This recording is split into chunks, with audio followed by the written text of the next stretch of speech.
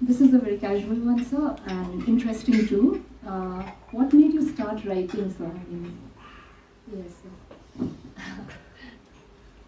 Poetry fountain. I'll give you the answer which someone gave. I think that's like questioning the Big Bang Theory. I don't really know. For me, I think when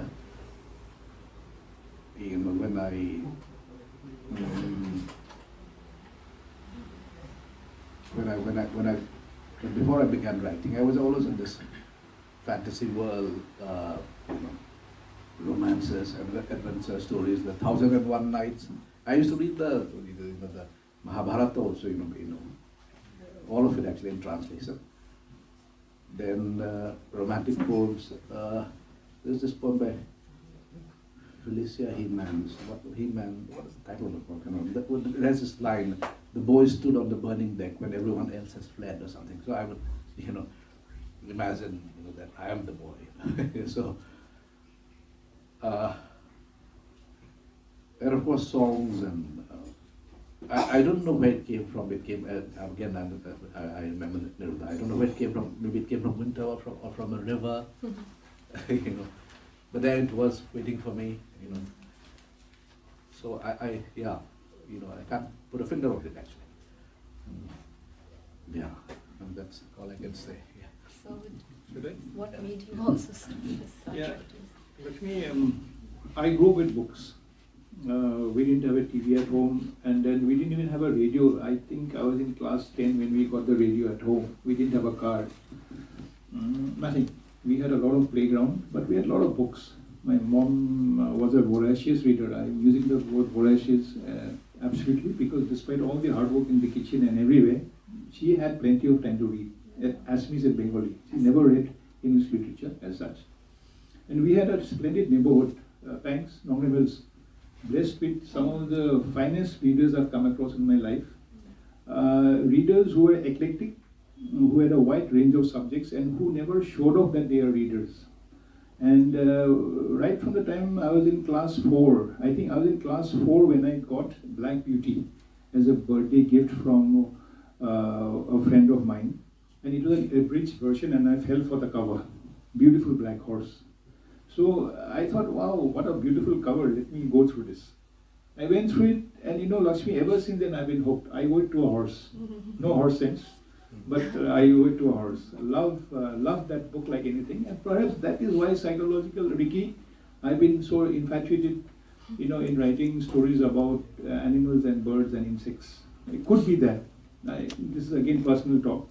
But then, because of the area where I grew up, right, Ngangnom was one of the most beautiful areas. It was not uptown or anything, it was midtown, middle class people. But every house had books. Books, and you walked in, you didn't smell the bread or the cake or the chow or the momos, but you smelled books. I swallowed just now.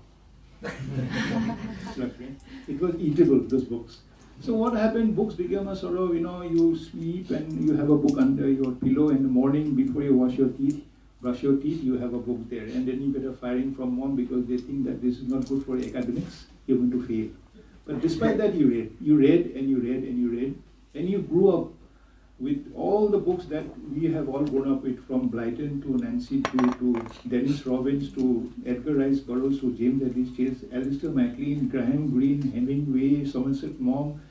You name it, you have it. He's there and he's still here in my heart. He and she, all of them.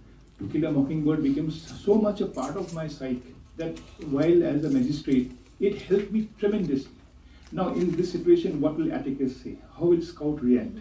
No. I remember one part when I was very angry with a guy who spoke back to me, although I was in the chair. And I thought, no end of myself. This was in Karbi Anglong, where I was a judicial magistrate first class and all that jazz. Then I said, Atticus, I remember once he told his daughter, Scout, that Scout, just try to be in the other guy's shoes. That is an expression that we had used so many times, but it was that novel which made me realize what it meant to be on the guy's shoes. So I suddenly thought, oh my God, you take it easy, don't give any verdict now. because this guy is in a particular situation where you ought to understand him more than you ought to understand yourself, or even the law that is being enacted against whatever crime he has committed. So I owe a lot to these books. I read James Ellie Chase, great James Ellie Chase, who gave me a sense of thrill. And books, Robs, he says one thing, Dhurba, a book must have a sense of, must have a sense of being evocative. For a long time I thought, what is evocative? Then I found out that whatever thrills you, it may be any, a romance, it may be a thriller, it may be the Bible, it may be the Quran, it may be the Gita, but it thrills you. It thrills you with thoughts, it thrills you with emotions. It makes you feel more elevated. Elevated as what? As a being who's more refined, who can accept things about life as they are without being too judgmental. So if books can do that, if it can make you feel that life is better than what life actually is, then I think books are great, and I grew up under those circumstances. So one fine day in class 8, I was 13 years or so, they asked us to write a story, all these 31 jokers in our class, Thanks, and I were in the same school. So I wrote this story. I will not go into the thing. Anyway, when the third day, they bring out the stories and tell you who's done well, who's not done well. So I was waiting at the back. I was a back bencher all the time. Suddenly he says, Dhurba, where are you? I started sweating. I thought, something happened. I wrote something very bad.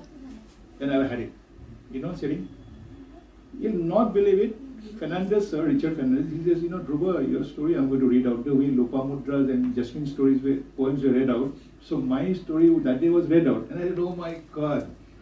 You felt, and I think I don't know about you all, but I have a tremendous sense of inadequacy, insecurity, and basically inadequacy. I'm not up to the mark. I always need a pat on my back from Robin. Whenever I read a short story, I send it to him. Or to Thanks. He knows. And if Rob says, Dhurba, you've done well. You should see the sleep that I had that night. But if he somehow says, Dhurba, you got to improve there, then I again for one whole week or 2 weeks or one whole month, I have to suffer that story. So that day in class 8, when Sir said that, Dhurba, your story is being read out. So he read out that story. And believe me, after that, I thought, this is it. I have the gumption, the ability, at least, no matter how humble, to write one story. And thereafter it came. In class 10, I wrote my first novel, which I gave to my brother, about a guy getting lost in a desert. I had never been to a desert before in my lifetime. Never seen a desert. So I was trying to imagine what a desert was like. And I wrote that, and my brother didn't read it. He says, this is all nonsense. Okay, but I made an effort. So Ashim, it was like that, you don't really know when you begin to write, and you don't know how, but there is always, if Robin will agree with me, it doesn't matter when you start, how old or young. What matters is that, according to me, if I may humbly place it across to you, is that you need that spark. At 60 years, at 16 years, if you get that spark, and you can write, or you are able to write because you love writing, love telling a story, if not for anybody else, for your own soul satisfaction, then that's it. Laxmi, yes. That was a story by itself. Thank you, sir. Sir, there are a lot of questions, but we are running short of time actually. So I would like to club it, if it is possible. Any message, what would you tell to the aspiring writers would be one. What is more important today, language or content, when it comes to writing? And third is it important to get published? So I've clubbed these three together. Yes.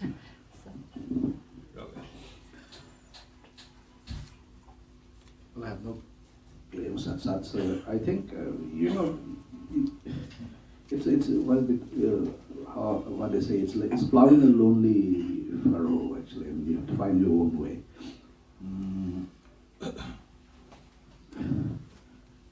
I was talking with others yesterday. The only thing that occurred to me then is just because you are gifted with poetry or storytelling powers, don't think that you're fallen from heaven. You have to work hard, and of course you have to live. first of all. Don't think that you are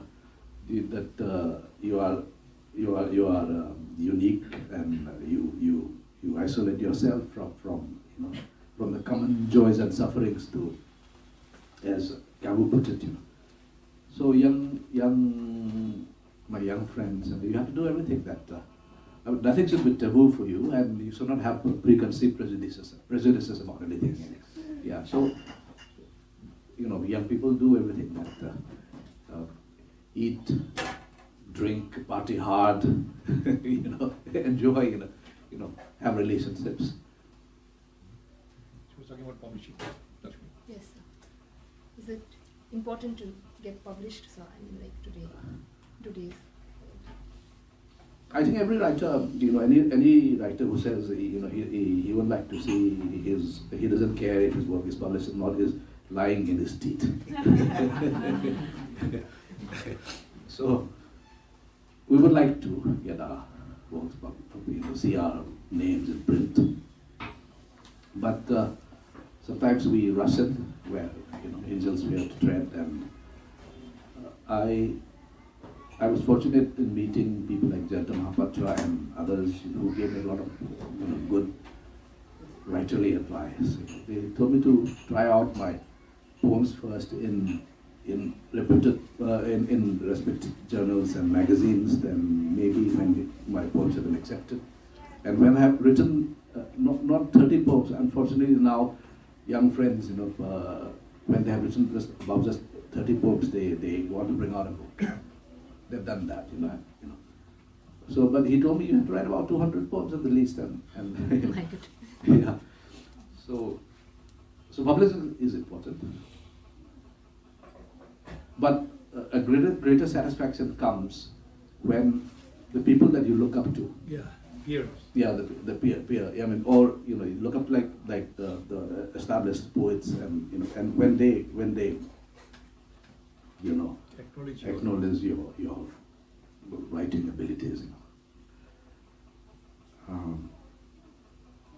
And I don't want to get into the politics of it. Of course, publishing, Satya and I have been talking about this, so much politics in the publishing world too. You have to do the lit fairs, you have to promote your own book, you have to do the launches, So, and it's a little more difficult for poetry, I think. Fiction is more successful than poetry. Yeah, and the last question, you ask something? So language or content? Which one is more important, sir? Style, form or content. I never thought, I never think about the form when I write poetry actually. But the form comes unconsciously. There's some kind of a hidden rhythm, or you got to have that ear, for that inner ear, music or form or cadence. We're talking about, it's as you keep writing, it comes unconsciously, and it is important. It is important. But it's the content, I think, which comes. I mean, I'm sure it's true of everyone. I mean, I also tell stories in my poems, so the narrative is important. Otherwise, you don't know where to begin. You can't begin a poem with the form.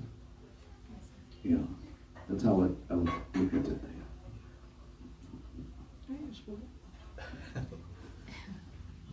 Yeah, okay. No, Robs has already said that fiction basically I have to have an obsession. Something has to haunt me. Otherwise I feel very fake. That only that obsession, once I get into me, whatever it is, it could be anything under the sun. And I have a diary. I always carry a diary with me, not because I think I'm a brilliant writer or a talented writer, primarily because I think I'm not. I need this. You're also a bureaucrat, that's why you carry your diary. Yeah, but as a bureaucrat, I hardly carried it. Satya, actually, it's not a question of, suddenly you get this. I remember once hating a person very much. I hated him so much that I was dying inside.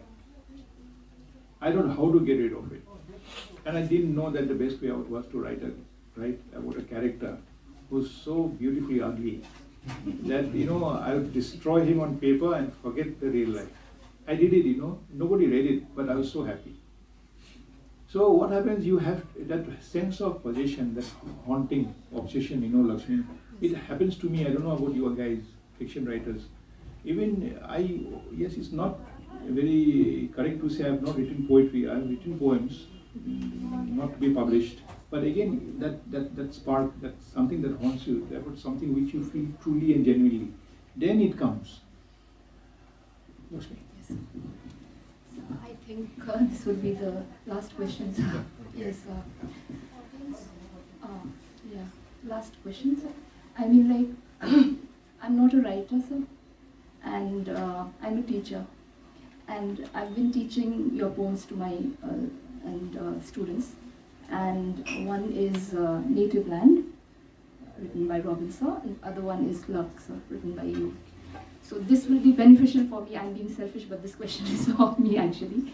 So when we teach these two works of yours, sir, what would we like, could you tell us the strategy? I mean, like, it would be from you, sir, to the teachers, like, and for other, colleagues of mine who will be listening to you perhaps in future too, sir.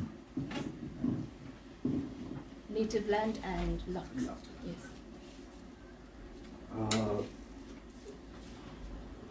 I won't talk about my own poem, but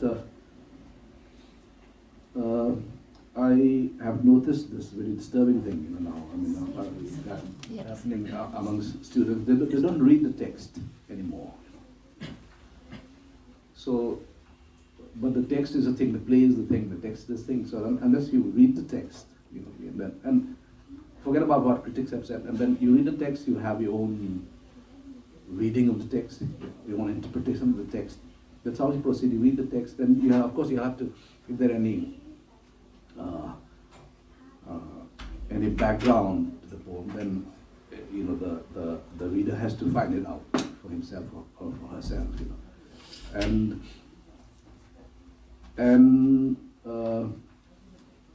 Native Land.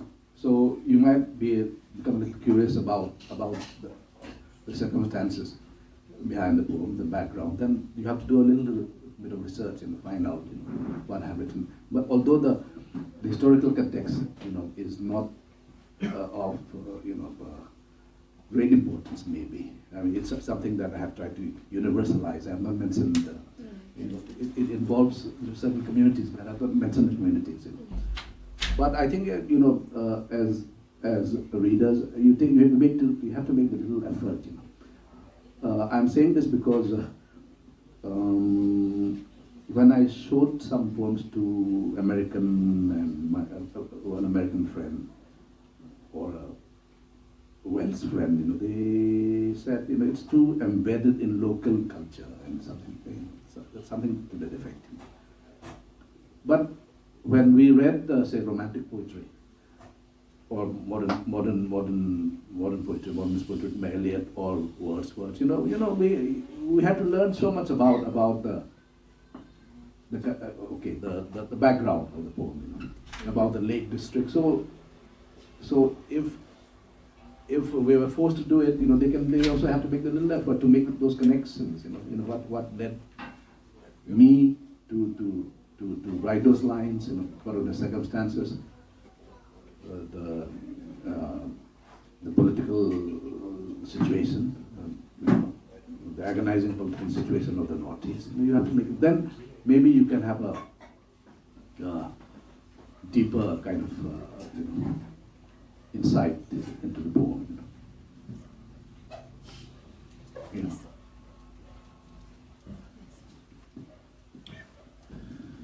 So Laxmi, luck is about a pigeon. I was in love with this pigeon. It turned out to be a story, and what I want to tell I can't afford to tell anybody, it's up to the reader to take it, but to a teacher, there's one word which I would be very happy if the stories that I write can generate, and that's called empathy. if at all luck has, been able to convey that to the reader, and the teacher is also a reader, then I would be happy. And otherwise, technicalities, since I'm not an academic man, it's very difficult for me to tell you what. I write a story simply because it's a story. Yeah. Anybody else would like to ask? So we can go back? Yes, please do so. I anticipated that Yes. as a novelist. Yes. Thank you. Yeah. Thank you so much.